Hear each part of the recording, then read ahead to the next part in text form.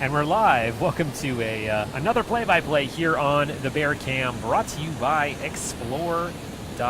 We're broadcasting live from Brooks Falls here in Katmai National Park. My name is Andrew. I'm a park ranger here in Katmai. And my name is Ranger Russ. We are located about 300 miles southwest of Anchorage on the Alaskan Peninsula. We are standing in front of Brook Falls in Katmai National Park, one of the most famous brown bear viewing places on the planet. And thanks for, if you were hoping to tune into the play-by-play a little bit earlier, thanks for bearing with us. Thanks for your patience. We had some technical difficulties. We are pretty remote here, and as it turns out, staging live broadcasts occasionally has some hiccups. As a matter of fact, I think we did about a 20-minute broadcast, all for naught. Except for maybe the one visitor standing to the right of us. We definitely gave some in-depth narration of bear activity for this one visitor. But we are back, and if you're not familiar with the play-by-play, this is a little bit different than our traditional live chat format. We're going to be narrating bear activity tonight and sort of giving you insights, perhaps a little bit into their biographies, but we will not be taking questions. We don't have the capability to see any questions you might be asking in the comments at this current time, but we might perhaps be able to get to them later. But instead, we'll be talking about what these bears are doing right here, right now. And it's always worth noting, Russ, this is unscripted. That's right. We'll just call the action as we see it and add pertinent details as we go along. And why don't we start with one of the bears that a lot of people that watch the cams regularly are familiar with, number 409. She's been fishing the lip this evening. And one of the things we noted, Andrew, as we talked about earlier, is we notice how much weight they've gained even in just the last 4 or 5 days. They are changing so quickly. They're adding about several pounds a day, a few pounds a day, that is, of fat from the salmon they're gorging upon. They can eat between 20 and 30 salmon a day at peak season. And I was talking to you earlier about how I saw one of the cubs from bear 435. She has 2 yearlings currently, and I was talking about the darker one specifically. I had seen it after not seeing it at the river for a couple days, and I had to do a double take. They're changing so quickly. They really do gain a lot quickly, and it's affecting their eating habits. We're near the tail end of the salmon run. The bears have been eating a lot, and so this time of year they're eating the fattiest parts of the salmon. They're eating the brains, the skin, maybe the eggs, although 409 seems to be doing a pretty good job with this one. A lot of times they'll just take a bite or two and discard the rest. Mm-hmm. That initial searing hunger they may have had at the beginning of the season has subsided slightly. So we're seeing them now, after they've been gorging on salmon for a few weeks, and hyperphagia, which is the mode they enter before entering hibernation, that hasn't really started yet. So this is going to be them when they're sort of at their least hungry, if there is such a thing. And Andrew, let's talk about this bear that's coming up to the lip to join 409. I believe this is bear 812, 812. And that would be a sibling of? Every bear that a lot of people on the cam seem to enjoy, bear 503. And a sibling because they share a mother, bear 402. And you can kind of see the resemblance. You can. It's even possible that they would actually be paternally related as well. Mm-hmm. And hence, a lot of us mistake this bear for 503. They have the resemblance is so strong. Yeah, they have these sort of pointy ears, blondish with a darker face, and also a little bit gangly as well. These long limbs, a little bit scrawny. Well, I'll tell you, they also are very, they seem like they're bears that are going to move up in the ranks as they become really full-grown adults. Adult bear being after 5.5 years. We call them subadults when they're between 2.5 to 5.5 years. Then at about 6 years of age, they reach breeding age. Mm-hmm. And of course, they won't come into the peak of their strength until they're teenage bears, well into their teens. But even the 503 being young, looks like he's going to move up in the ranks, and you wonder if his brother is going to be similar. Absolutely. Right below them on the lip, we've got one of the more dominant bears of the Brooks River, would be 747, and he is probably in the top 3 anyway.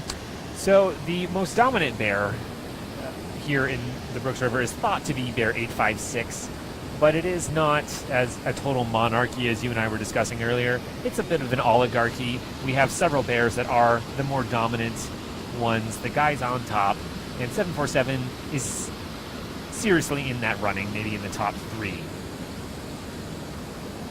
Oh, nice catch for a young bear, And catching a fish on the lip. So again, bear 812. 812 did pretty good there. And behind 812, a family of mergansers, it looks like it's going over the falls. Whoa, and here wow. they go. And three of them went over, and 5 of them are working their way upstream, and they look like they're about to go over too. Are they gonna be able to stay? You know, I haven't seen a bear go over, but I think watching a merganser go over the falls is just as entertaining. So, just to recap here, we have some of the family still on top of the lip, and it looks like at least 3 have already gone down. I've never seen that before. It looks like the rest of the family may have kicked hard enough to get away from the edge of the falls. Maybe And make some alternative plans. you know, it's not very often, Andrew, that mergansers steal the show from the bears, but they did just then. What a time to be alive. That is great. And their 3 friends are down below. They're all look like mergansers that were born early this year as well, that are growing into young adults now. So now we're seeing some young adult mergansers. So they would be like the subadults of the merganser world. Yeah. Having a hard time getting them in frame here. They were just in front of the platform. But yeah, these 3 mergansers took the plunge. While you're down there, Andrew, looking down at these birds, you can probably see that salmon carcass.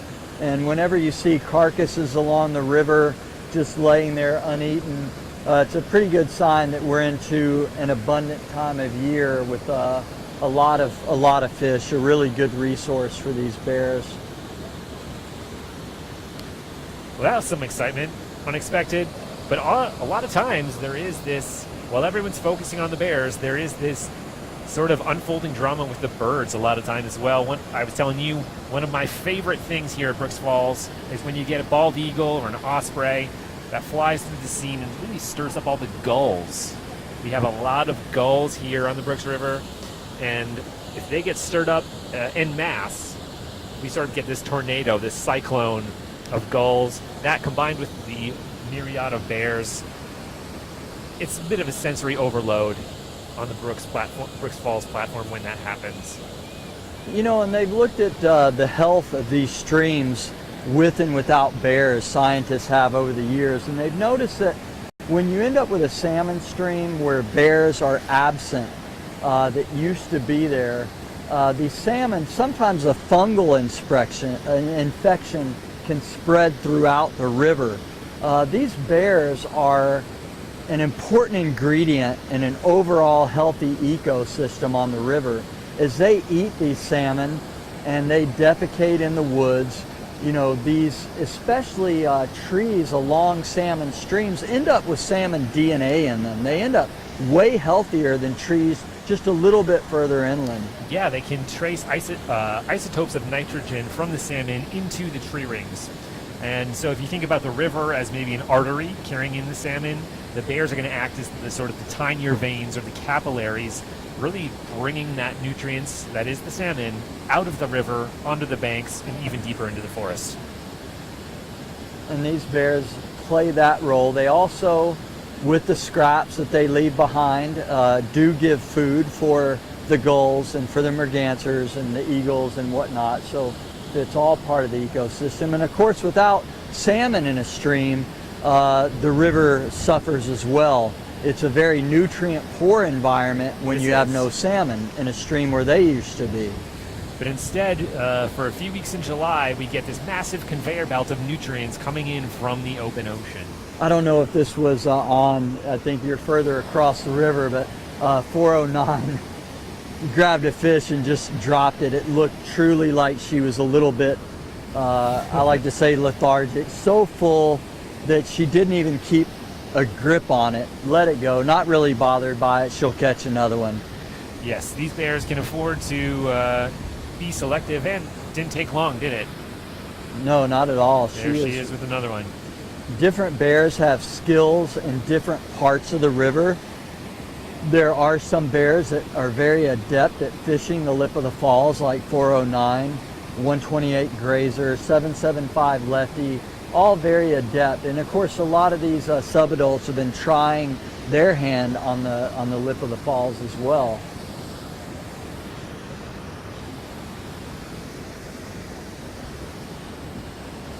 So we're looking back at the back of the falls now. We see bear 480, nicknamed Otis, sitting on the back wall in what they call his office.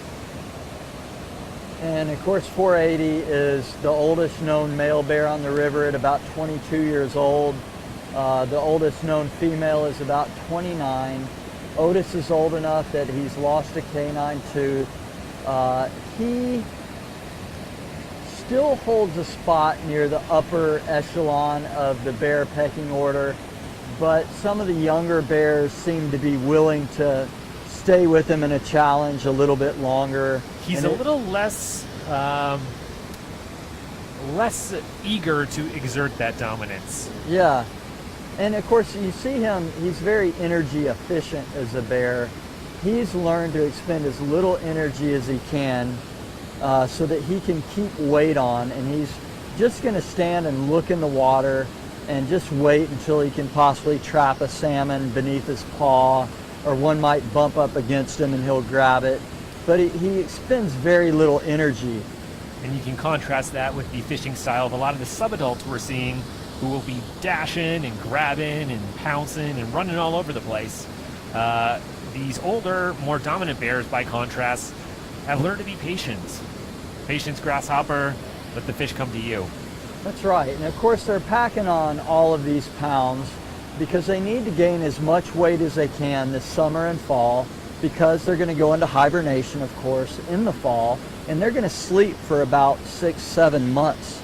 And so they need enough food to not only sustain them for summer, but to sustain them all through the winter. And then for about the first month in April and May, there's very little food early on, and they're going to mate during that time. So they need enough energy to sleep through the winter and then to mate in the spring and to start finding food again. Even when they come out of hibernation, hunger is not immediately relieved.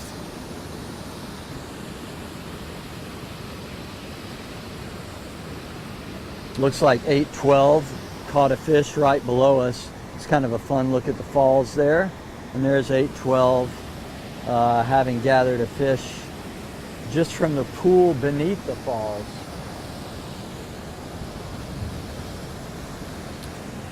And he was up on the lip a little bit earlier, moved down.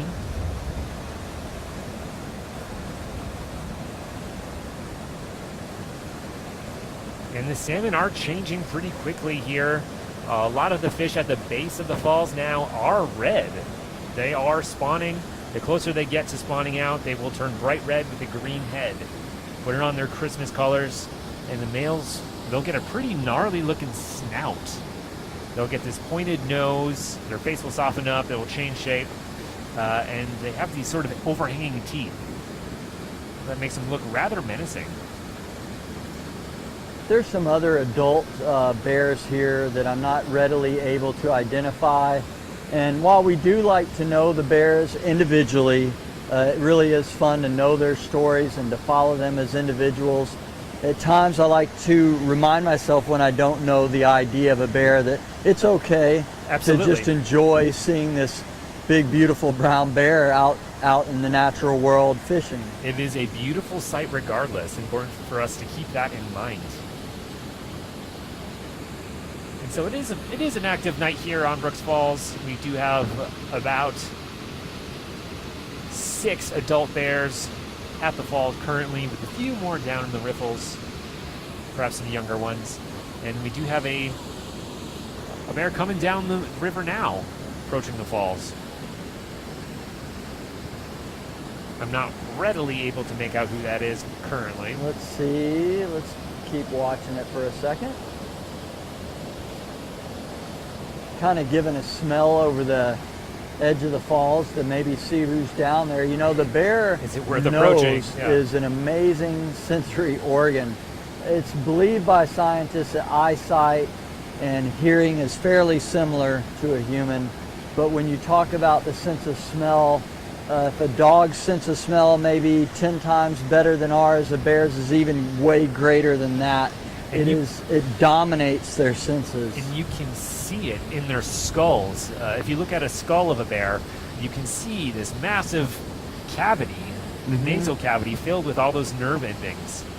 And you can even see it in their mannerisms as they walk through the forest, watching them lift their nose up into the air, sometimes standing on their back feet in order to get a scent of what is around, and they use that quite a lot. Sometimes when we get really windy days, especially rainy windy days, it seems like the bears stay bedded down. And while we don't know that there's been a scientific study exactly on this, it seems like it may be because it's hard to smell.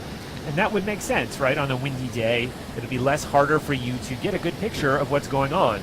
Imagine if it took the place of our vision, for example. If you sense the world through smell, and all of a sudden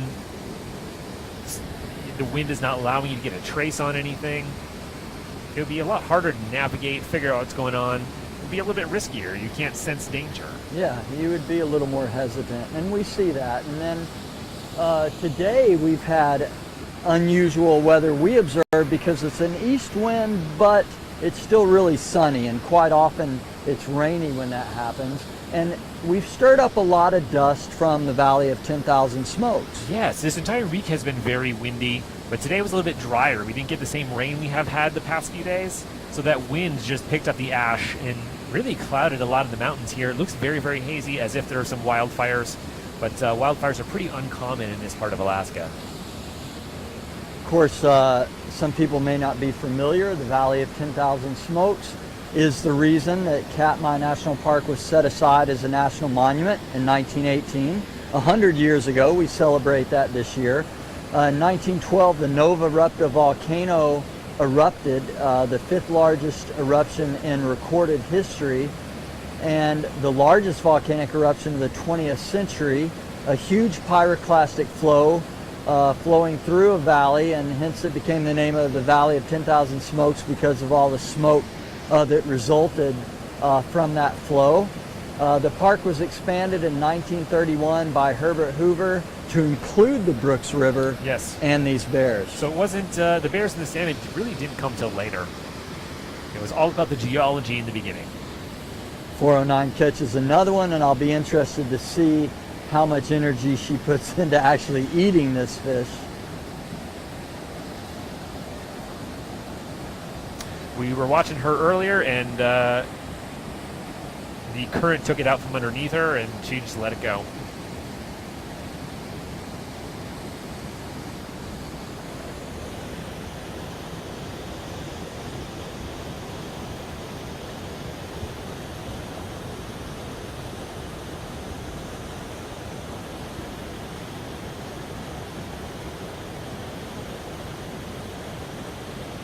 These salmon have had quite a remarkable journey just to get here.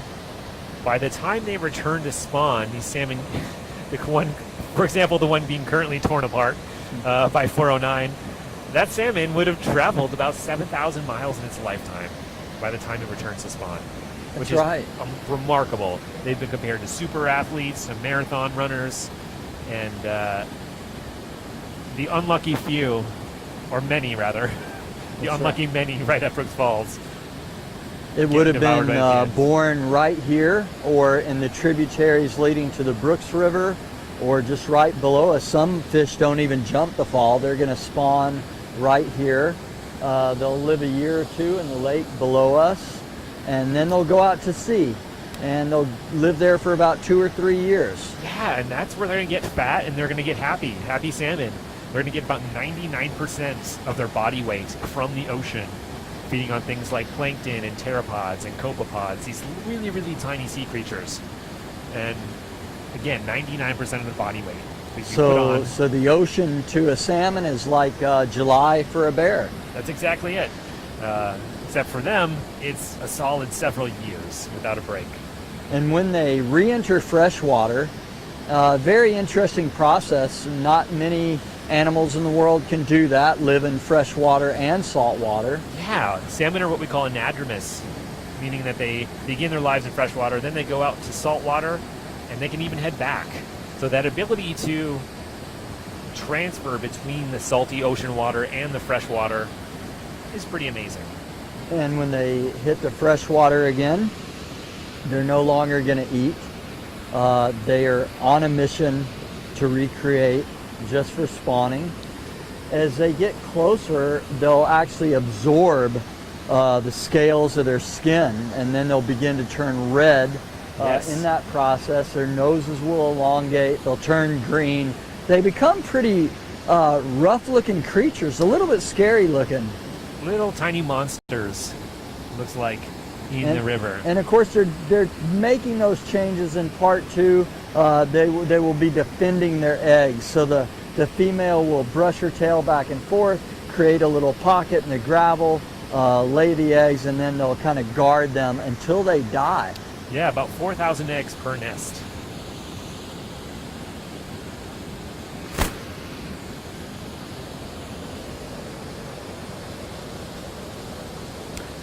Again, if you're just joining us, this is a play-by-play here on the Brooks River in Katmai National Park, a partnership on the bear cam we've had here at Katmai with Explore.org since 2012. And this is a play-by-play. We're not taking your questions this evening. Instead, we are just going to be narrating some of the live bear activity we see before us. And as we noted earlier, this is live. This is unscripted. Who knows what will happen?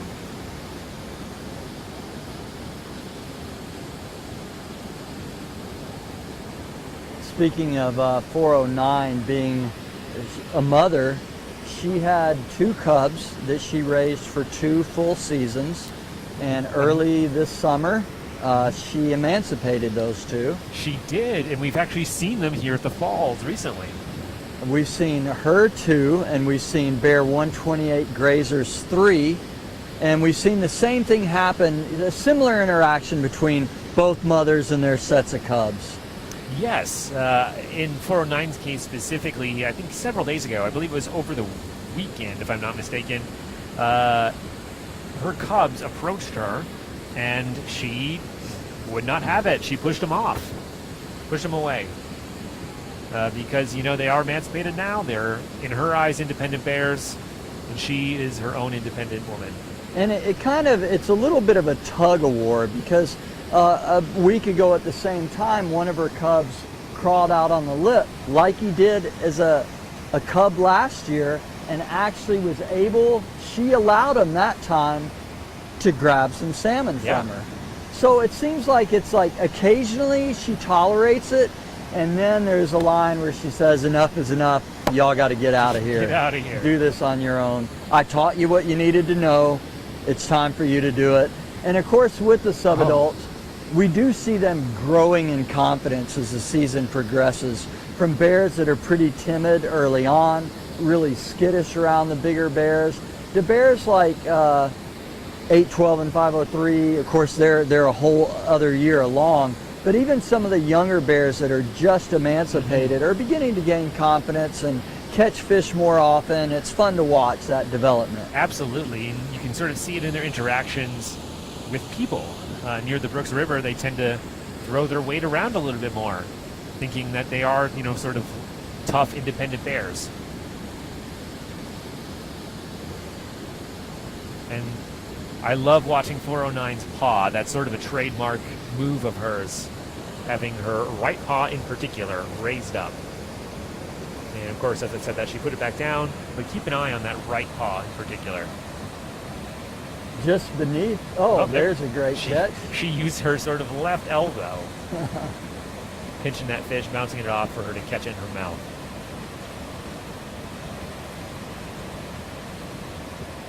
Again, sometimes she's going to eat a part of the fish, and sometimes she's going to eat very little, and just let it go. And of course, those extra parts of the fish are going to help the subadults and some of the mothers with young cubs to make a living. We've got several mothers this year that have spring cubs or first year cubs that are out and about. And we have 402 has 4 of them. Yes. Yeah, I think we have 18 cubs total this year, including spring cubs and yearlings. And they really have been really fun to watch. We have our one of our bear monitoring staff standing next to us, counting with her fingers to verify our counts.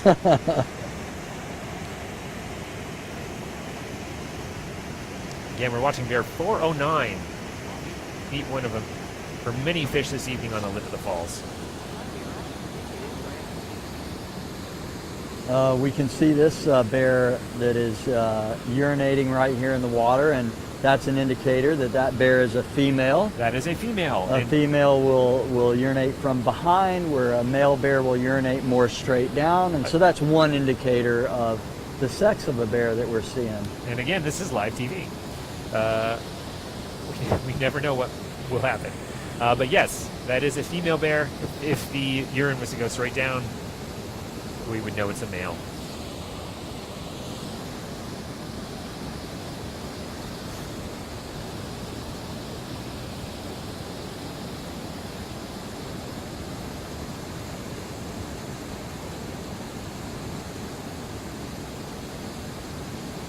And I may have called somebody's. And it looks like we have a bear approaching at near the top of the falls. If I'm not mistaken, is that bear 503, Russ? It looks like the actual 503, not the look-alike 503. Is 812 the look-alike 503, or is 503 the look-alike 812? Well, then again, I don't know that I want to say so confidently, because they're a little bit hard to tell apart sometimes. They certainly can be. It seems like when I look at 503, I almost see like a star pattern on the head, a distinct dark spot that I don't see with this bear.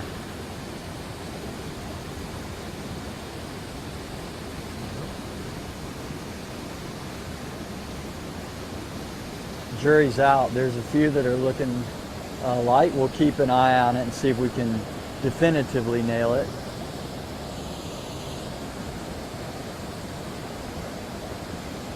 Interesting that 747 has left the jacuzzi. There's no other bear was vying for that position, and he just decided to fish in a area. He's not any of the males that are up on the far side of the falls. Although he was looking at several bears pretty intently, and he's letting out a big yawn. And with the yawn says, hey, yeah, maybe I'm feeling. A yawn often indicates that another bear is too close. It's feeling a little bit stressed out, so we can tell from that. Of course, this young bear in front of us is kind of slapping in the water, maybe going to do a little bit of chasing. Sometimes they'll do a dash and grab method. Sometimes they'll kind of do a big belly flop and try to stun a fish or two.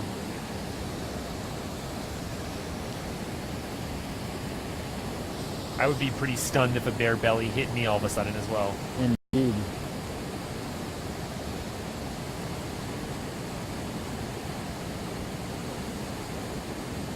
I am trending towards 503 right now. Voting yes for 503. Yeah, 503 tends to, in my experience, be a little bit darker than bear 812, though they look very similar.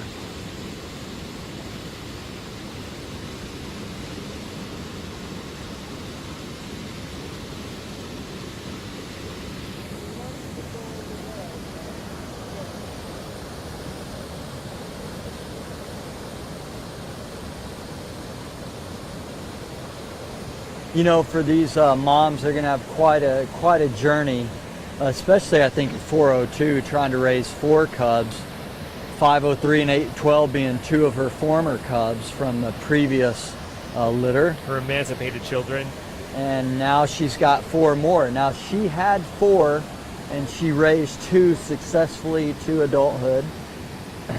Look at 409 scratching the side of her fat belly. She had an itch back there, and I don't know why that struck me as funny, but just looked like an unusual way for a bear to scratch themselves. And she was also trying to scratch her face earlier, which you don't want to get too close to those eyes with those long claws. And I kind of wondered about that, how much they notice their own body change.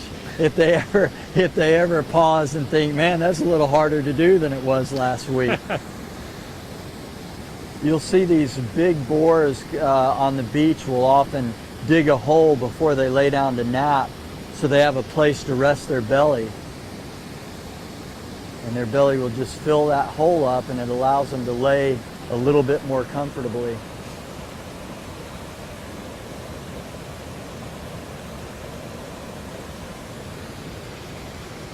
And so while we're focused on Bear 503 at the top of the falls here, Russ, I'm wondering if you're able to check your device just to make sure that we're broadcasting. If you were tuned in earlier, you may have noticed that there was a delay. We had some technical issues broadcasting at 8 o'clock Eastern Time.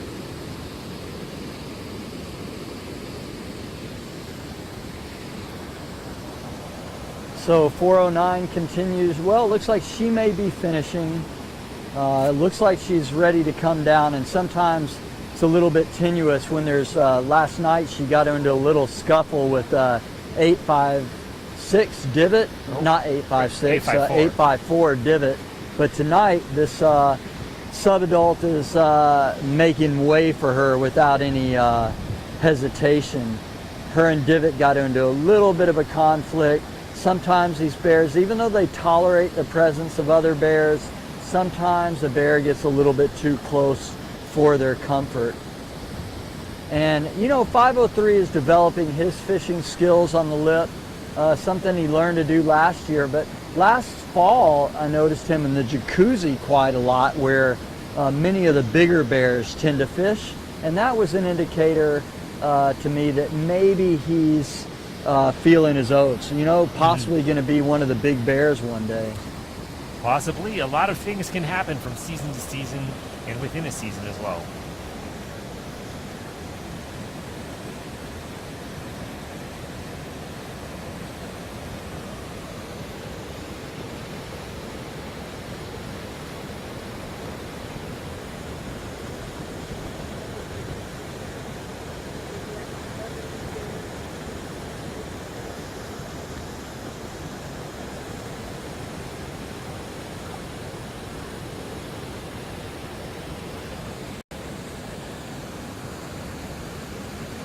Well, and 409 defecates right in the river, and that's quite common. We were talking about that the other day, you and I, Russ, about how the bears will defecate in the river, and tapeworms. That could be how some of these tapeworms are spread as well. Tapeworms will release some of their eggs, and they'll end up in the excrement, and they'll enter the water column to be consumed by fish. They'll enter the fish. Bears, of course, are eating the salmon in quantities this year. This time of year, that is. And they enter the bears, and the system begins anew. Before the bears got here, you know, I had to have a little taste of the Brooks River. And because I figured that way, if you're, not only are you on the Brooks River, but the Brooks River is in you. And that's the second time this week. Using your favorite joke. Yeah, we do have another subadult coming into the river from the other side.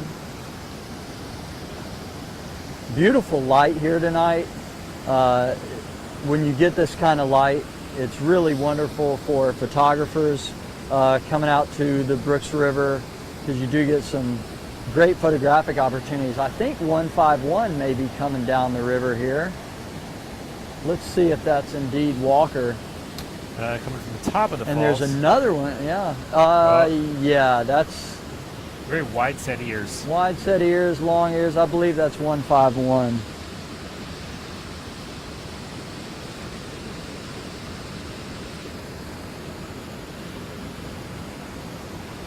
Another adult bear that's a young adult bear. Very distinctive looking face, very, very beautiful. That is a really attractive looking bear, and he's going to come down and immediately chase this other bear off. Oh, and this is getting real. I don't know if we can get this in camera. It's all happening very quickly. But 151 showed up on the scene and immediately just chased away a And younger 503 doesn't want to miss out. bear. Wait for me. Yes. And they are now out of the platform sight point of view. Hold on.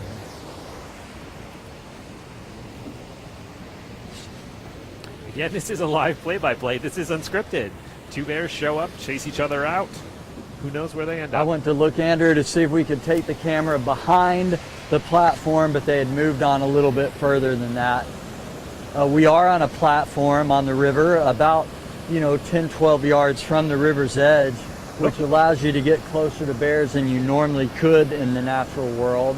And 503 reapproaching. He again sort of got attracted by all that excitement. Bears do have preferred fishing spots too, and they will sometimes engage in conflict over those fishing spots.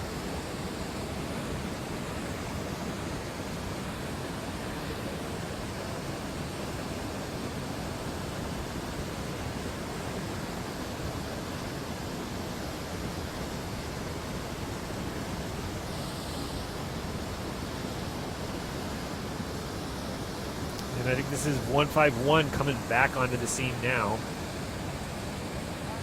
Entering from the bottom of your screen. And pretty remarkable difference in body bottom. I think that might be from the water. Looking a little bit darker on the bottom half.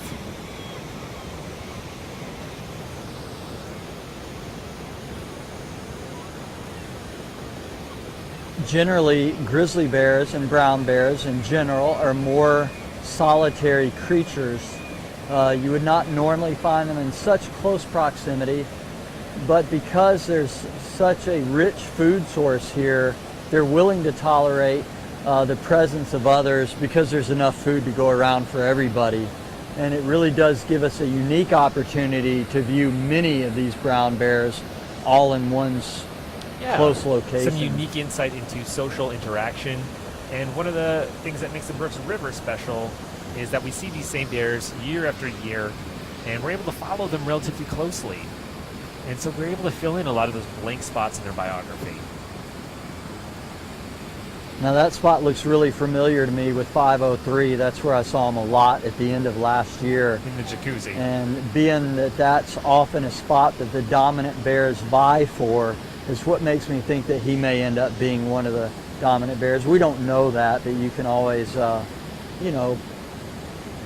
take a guess on what you think the future might hold based on your current observations.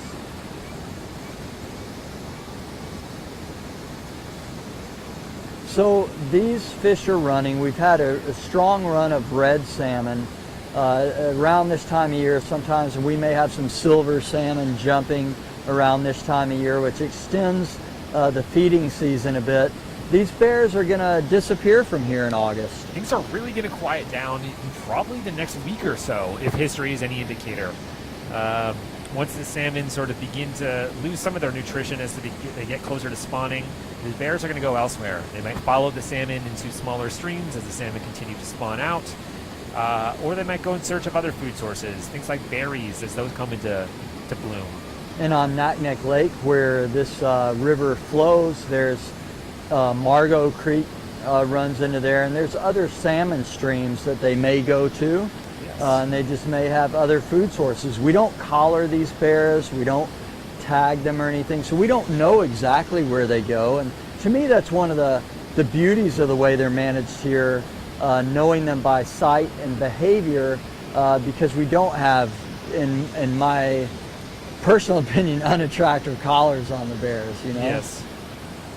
Yeah, they are wild animals, and much of their lives when they leave the Brooks River here is a mystery.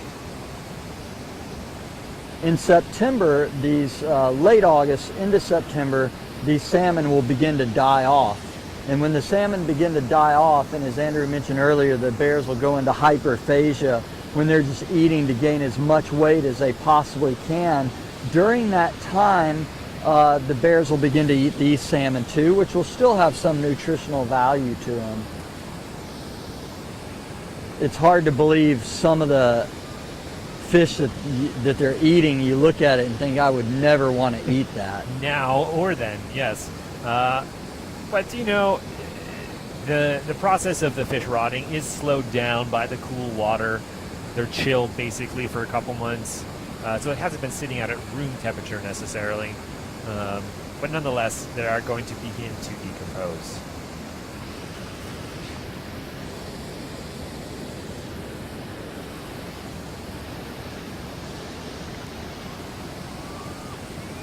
Well, there's a lot of the main players here tonight, a lot of activity, and after the play-by-play, if you want to continue to follow, just stay on explore.org/bears. And we will actually be doing a live broadcast tomorrow. We will. Tomorrow afternoon, we'll be talking about mother bears, and we'll be looking at from implantation to emancipation, the life of a mother bear. I love that phrase, and we'll be doing that at approximately, if all goes according to plan, which it usually does not, at 2 p.m. Alaska time. We'll be talking about motherhood here on the Bear Cam, right in the live chat section of explore.org. We'll also be streaming that one, hopefully, on Katmai National Park and Preserve's Facebook page as well tomorrow, 2 p.m. And we'll look forward to seeing you then. Thanks for joining us for this play-by-play this evening. We look forward to talking with you again soon. My name is Andrew. My name is Russ. And we'll see you soon.